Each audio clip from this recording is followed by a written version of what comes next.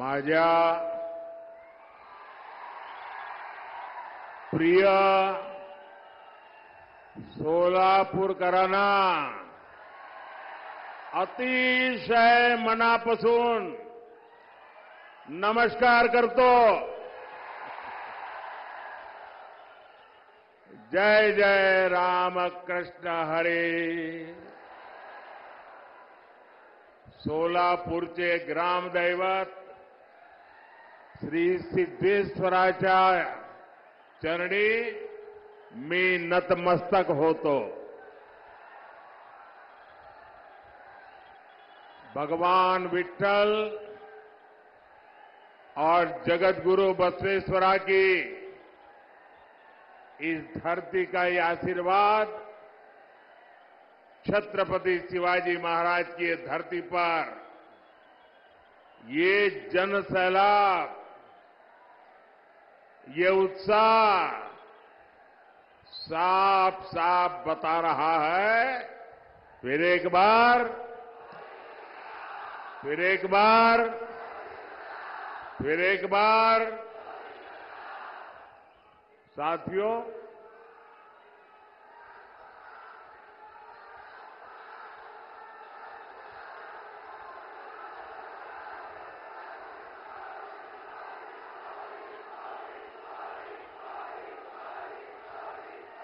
साथियों, ये सोलापुर का प्यार देखिए.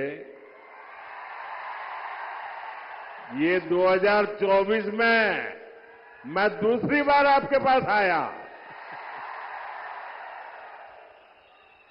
लेकिन साथियों, जब जनवरी में आया था तब कुछ लेकर के आया था.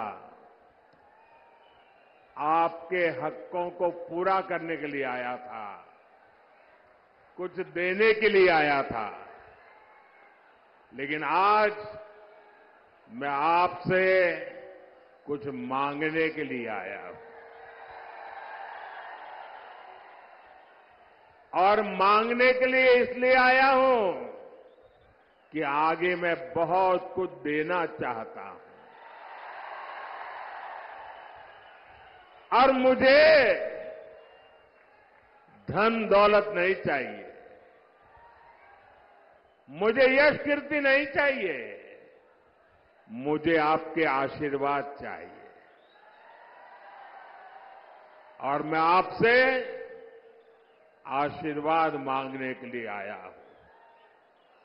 साथियों, इस चुनाव में आप अगले 5 वर्ष के लिए विकास की गारंटी को चुनेंगे. दूसरी ओर वो लोग हैं जिन्होंने 2014 से पहले देश को भ्रष्टाचार, आतंकवाद और कुशासन के गर्त में धकेल दिया था. अपने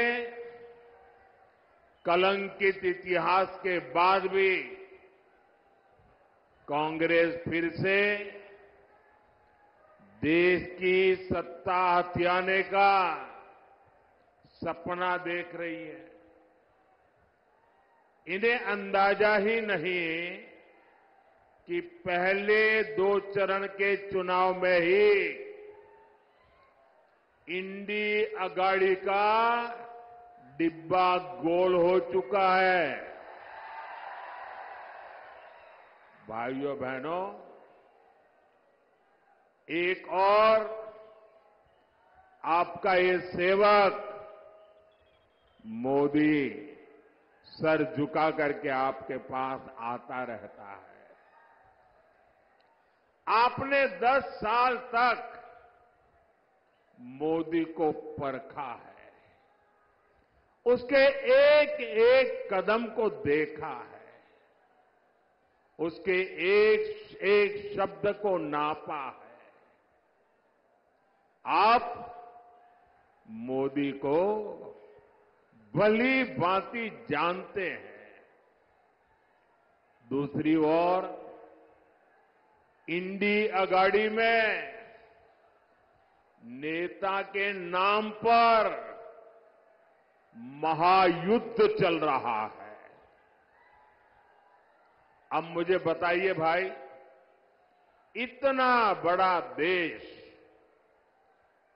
जिसका नाम तय नहीं है, जिसका चेहरा पता नहीं है, क्या इतना बड़ा देश उनके हाथ में आप दे सकते हैं क्या? कोई गलती से भी दे सकता है क्या? भाइयों बहनों, ये लोग इन दिनों सत्ता हथियाने के लिए देश तो बंटवारे करते ही रहे हैं। अब एक नया फॉर्मूला लाए हैं। ये फॉर्मूला लाए हैं 5 साल में 5 पीएम, हर वर्ष 1 पीएम। वो जितना खजाना लूटना है लूटेगा, फिर दूसरे साल दूसरा पीएम, फिर वो लूट करेगा, तीसरे साल तीसरा पीएम, चौथे साल चौथा पीएम, 5वें साल 5वां पीएम। क्यों भाई? और यहां नकली शिवसेना वाले क्या कहते हैं मालूम है? ये नकली शिवसेना वाले तो कह रहे हैं कि उनके यहां तो पार्टी में पीएम पद के लिए ढेर सारे लोग हैं। और उनके एक बड़बोले नेता ने तो कह दिया, हम 1 साल में 4 पीएम बनाए तो उसमें भी क्या जाता है? आप मुझे बताइए, 5 साल 5 पीएम जैसे फॉर्मूला से इतना बड़ा देश चल सकता है क्या? जरा मन से बताइए ना, मुझे पता चले। चल सकता है क्या? कभी भी उस दिशा में हम जा सकते हैं क्या? नहीं चल सकता ना। लेकिन उन्हें अब यही एक रास्ता बचा है सत्ता हथियाने का, क्योंकि उन्हें देश नहीं चलाना है, उन्हें आपके भविष्य की चिंता नहीं है, उन्हें तो मलाई खानी है, मलाई। भाइयों और बहनों, ये हमारा महाराष्ट्र सामाजिक न्याय की धरती है। इस धरती ने ज्योतिबा फुले, सावित्रीबाई फुले, बाबा साहब आंबेडकर के रूप में ऐसी महान संतानें दी हैं जिन्होंने समाज के सबसे कमजोर वर्गों को ताकत दी, प्रेरणा दी। आपने कांग्रेस के 60 साल का शासन भी देखा है और आपने मोदी के 10 साल का सेवा काल भी देखा है। पिछले 10 वर्षों में सामाजिक न्याय के लिए जितना काम हुआ, उतना आजादी के बाद इसके पहले कभी नहीं हुआ था। भाइयों और बहनों, कांग्रेस ने अपने 60 वर्षों में जो उनको सत्ता भोगने का अवसर मिला था, एससी, एसटी, ओबीसी वर्ग के हर हक को रोकने का निरंतर प्रयास किया। और उसके पीछे उनकी फिलॉसफी थी। उनकी फिलॉसफी ये थी कि इनको ऐसे ही रहने दो ताकि वो हमारे आश्रित रहे और जब चाहे तब हम उनसे जो वोट चाहिए वो लेते रहे। जानबूझ करके ऐसा किया। लेकिन मोदी का तो आपका दिल का नाता है, दिल का। और इसलिए 10 वर्षों में हमने सच्चे सामाजिक न्याय पर अभूतपूर्व बल दिया है। और मैंने एक बार कहा था सोलापुर में, मेरे यहां अहमदाबाद में जो मिल मजदूर थे उसमें हमारे पद्मशाली समाज के लोग बहुत थे और कोई हफ्ता मेरे जीवन में ऐसा नहीं गया होगा कि मुझे किसी न किसी पद्मशाली परिवार ने भोजन न कराया हो। और एक प्रकार से मैं उनका नमक खा करके बड़ा हुआ हूं। और आज मैं जो गरीबों की सेवा कर रहा हूं ना, मैं उनका कर्ज चुका रहा हूं। हमने ओबीसी कमीशन को संवैधानिक दर्जा दिया। मेडिकल की परीक्षा में ओबीसी आरक्षण लागू किया। ये भाजपा है जिसने एससी एसटी के आरक्षण में जो पॉलिटिकल आरक्षण होता है वो हर 10 साल में बढ़ाना होता है। पहले अटल जी की सरकार को मौका मिला था, उन्होंने 10 साल बढ़ाया। फिर मोदी को मौका मिला, हमने भी 10 साल बढ़ाया। हमने किसी का भी हक छीने बिना न दलित का हक छीना, न आदिवासी का हक छीना, न ओबीसी का हक छीना, लेकिन सामाजिक न्याय के उत्तम व्यवहार को लेते हुए हमने जो सामान्य वर्ग के गरीब लोग हैं, उन सामान्य वर्ग के गरीब लोगों को न्याय देने के लिए 10% आरक्षण उनको भी दिया। और देश में कोई आग नहीं लगी, पुतले नहीं जले। इतना ही नहीं, इस देश के सभी दलित नेताओं ने उसका भरपूर जोश स्वागत किया। हमारा सामाजिक न्याय का तरीका समाज में विभेद पैदा करने का नहीं है, समाज को जोड़ने का है। आज देखिए, मेडिकल की, इंजीनियरिंग की पढ़ाई में हमने एक बड़ा क्रांतिकारी निर्णय किया है। आज कुछ लोगों को वो जरा मजाक लगती होगी, लेकिन हमने तय किया है, मुझे अब गरीब मां का बेटा भी डॉक्टर बनाना है, गरीब मां की बेटी को भी डॉक्टर बनाना है, मुझे गरीब मां के संतानों को इंजीनियर, डॉक्टर, बड़ी बड़ी पदों पर ले जाना है। लेकिन क्या हर गरीब के नसीब में इंग्लिश मीडियम में पढ़ना संभव है क्या भाई? क्या हर बच्चा इंग्लिश मीडियम में पढ़ सकता है क्या? अगर वो मराठी मीडियम में पढ़ता है तो उसका गुनाह क्या है? ये ऐसे लोग सरकार चलाते थे। अगर आप मराठी मीडियम में पढ़ते हैं तो आपके लिए भविष्य के लिए ताले लगे जाते थे।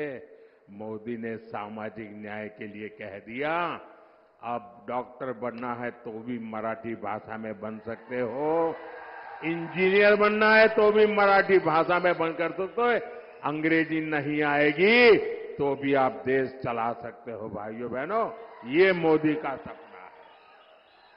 साथियों, कांग्रेस कभी नहीं चाहती थी कि देश में दलित, आदिवासी और ओबीसी लीडरशिप देश का नेतृत्व करे। ये वही कांग्रेस है जिसने डॉक्टर बाबा साहब आंबेडकर से लेकर के बाबू जगजीवन राम जी तक हर दलित नेता का अपमान किया।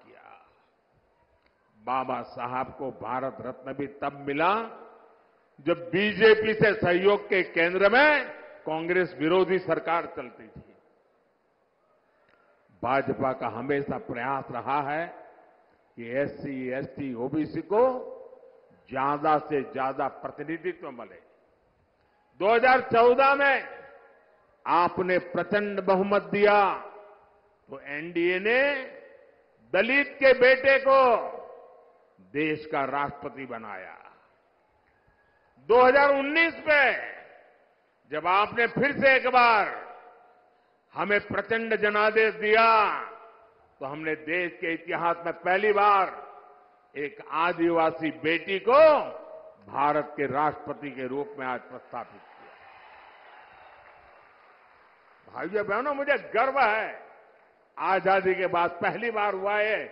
आजादी के बाद पहली बार ये दशक ऐसा आया है कि आज विधायकों की संख्या देख लीजिए, सांसदों की संख्या देख लीजिए, पूरे देश में एमएलए हो, एमएलसी हो, एमपी हो, लोकसभा हो, राज्यसभा हो, एससी, एसटी, ओबीसी सबसे ज्यादा भाजपा के चुन करके आते हैं। आज केंद्रीय मंत्रिमंडल में 60%, 60% इन्हीं वर्गों से आए हुए लोग केंद्र के मंत्री हैं और देश को नई ऊंचाई पर ले जा रहे हैं। आज कांग्रेस और इंडी अगाड़ी वाले ओबीसी प्रतिनिधित्व के नाम पर झूठ फैला रहे हैं।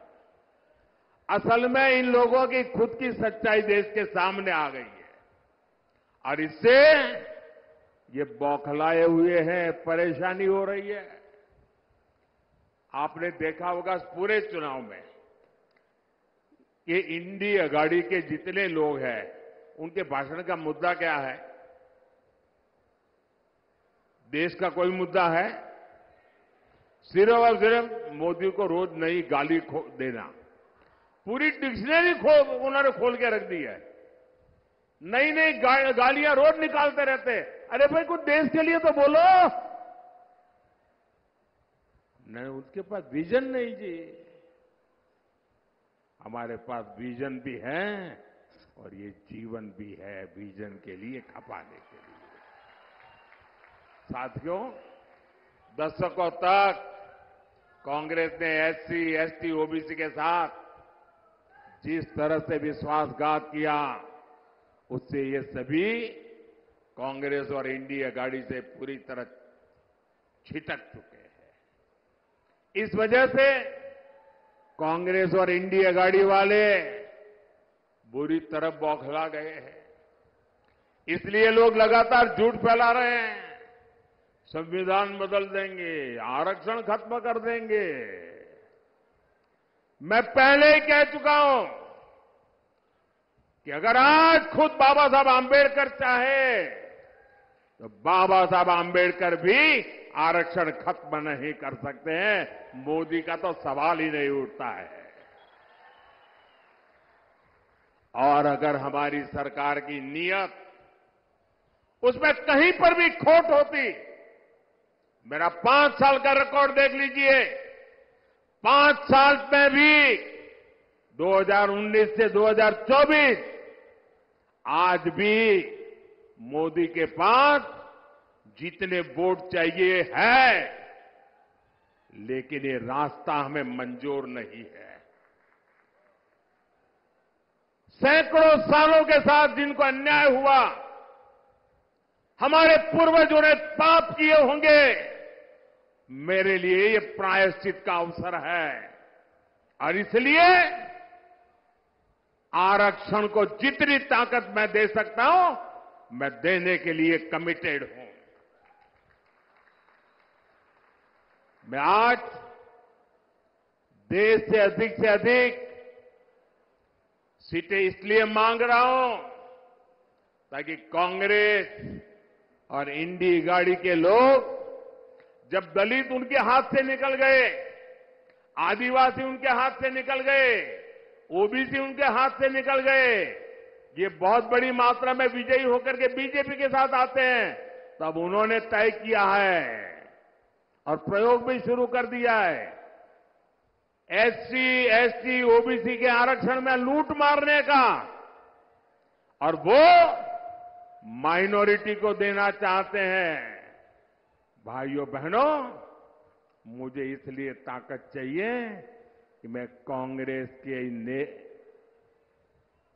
आपके खिलाफ जो षड्यंत्र है उसको देश में कहीं पर भी करने न दो।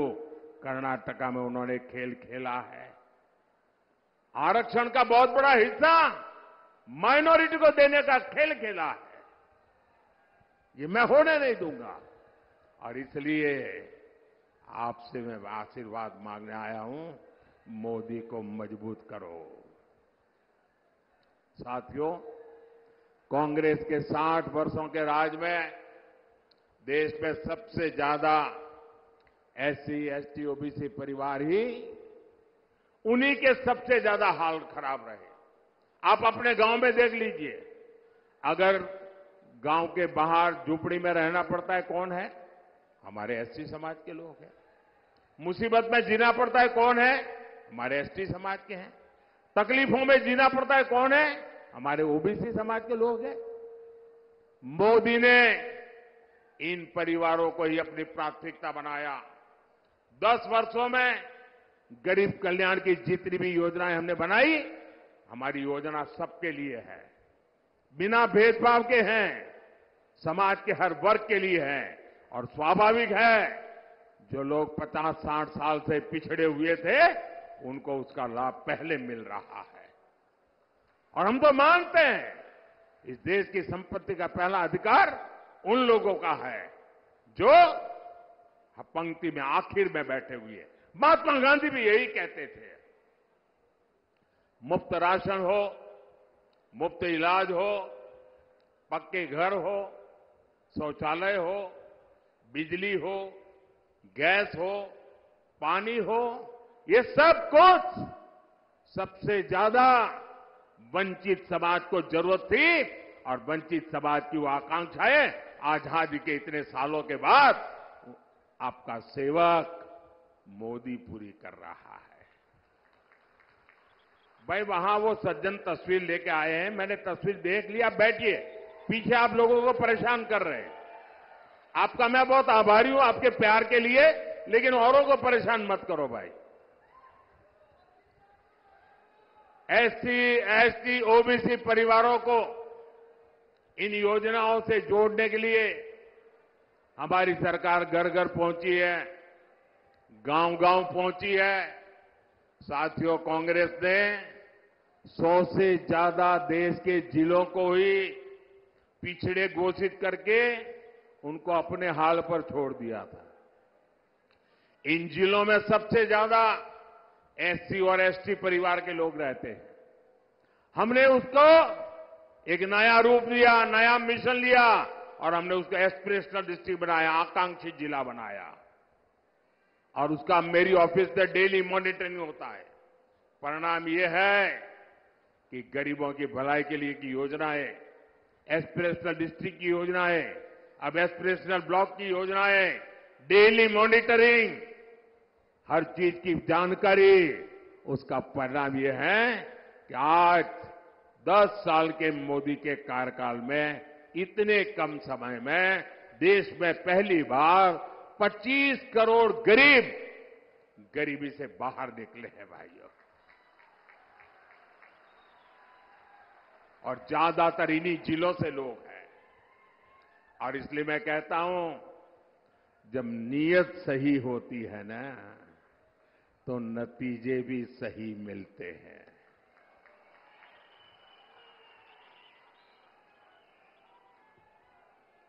साथियों, भाजपा का सामाजिक न्याय का एक और उदाहरण वाइब्रेंट विलेज प्रोग्राम भी है। अगर मोदी की नजर कांग्रेस की तरह सिर्फ वोट बैंक पर होती तो सीमा के जो गांव है, जिनको ये लोग आखिरी गांव कहते थे, मैं उनको सबसे पहले कहता हूं गांव। दुनिया के किसी को देश को एंट्री होना है ना, सूरज की पहली किरण भी वहीं आती है जी। और सूरज डूबता है तो आखिरी किरण भी वहीं से आती है। गांव के लिए वाइब्रेंट विलेज प्रोग्राम क्यों चलता है? वहां तो वोटर ही नहीं है, इन्हें वोटर है। लेकिन मेरे लिए वोटर मायने बाद में रखता है, पहले वो मेरे देश का नागरिक है। मेरे देश का 140 करोड़ नागरिक में से एक है वो मेरी सीमा का प्रहरी है। अगर मोदी की नजर कांग्रेस की तरफ सिर्फ वोट बैंक पर होती तो 24,000 करोड़ रुपए की पीएम जनमन योजना बना करके आदिवासियों में भी जो सबसे पिछड़ी जनजातियां हैं उनके लिए अलग से योजना न बनाता और उनके कल्याण के लिए काम न करता। ये वोटर ज्यादा नहीं है, संख्या कम है, लेकिन मेरे देश के आखिरी व्यक्ति को भी मैं मजबूत बनाना चाहता हूं। हमने विश्वकर्मा योजना लाए, जिनके हाथों में सामर्थ्य है, जिनकी उंगलियों में सामर्थ्य है, ऐसे देश में लाखों लोग हैं। ऐसे मेरे विश्वकर्मा साथी एससी समाज में, एसटी समाज में, ज्यादातर ओबीसी समाज है। 60 साल में कांग्रेस ने कभी पूछा नहीं। मोदी ने पहली बार इन साथियों के लिए 13,000 करोड़ रुपए की पीएम विश्वकर्मा योजना बनाई है। भाइयों और बहनों, गरीब कल्याण की इन योजनाओं का सबसे अधिक लाभ एससी, एसटी, ओबीसी परिवार की हमारी माताओं बहनों को हुआ है। शौचालय के अभाव में, सैनिटरी पैड्स के अभाव में ज्यादातर हमारी बेटियां स्कूल छोड़ देती थी।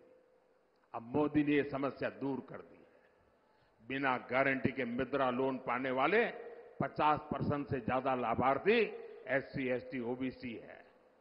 इनमें से 70% लोन हमारी माताओं बहनों को मिला है। ये जो हमारी खादी है ना, खादी स्वतंत्रता आंदोलन की निशानी है। और तो मैं तो कहता हूं, आजादी के पहले लोग कहते थे और आजादी के बाद क्या, तो मैं तो एक वाक्य में कहता हूं, पहले khadi for nation, now khadi for fashion. Congress ने तो उस खादी को भी बर्बाद कर दिया था।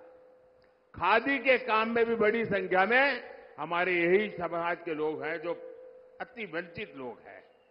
मोदी ने खादी को फिर से जीवंत कर दिया। साथियों, कांग्रेस ने तो बाबा साहब के संविधान को जम्मू कश्मीर में लागू नहीं होने दिया था। आर्टिकल 370 बनाकर कांग्रेस ने देश के संविधान का अपमान किया था। एनडीए सरकार ने, मोदी ने 370 हटाई तो सामाजिक न्याय का अधिकार जम्मू कश्मीर में हमारे जो लोग हैं उनको मिला। पहली बार उनको एससी, एसटी, ओबीसी और महिलाओं को वहां अधिकार मिला है, उनको आरक्षण मिला है। भाइयों बहनों, ये है सामाजिक न्याय का मोदी का ट्रैक रिकॉर्ड। इसलिए पूरी इंडिया आघाड़ी बौखलाई हुई है।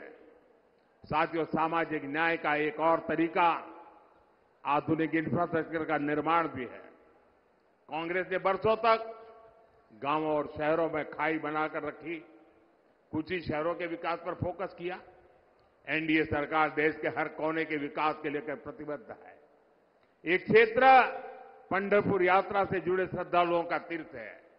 यहां तो तुलजा भवानी ने छत्रपति शिवाजी महाराज को अपना आशीर्वाद दिया था। 10 साल में हमने पंढरपुर की रेलवे कनेक्टिविटी के लिए सैकड़ों करोड़ रुपए खर्च किए।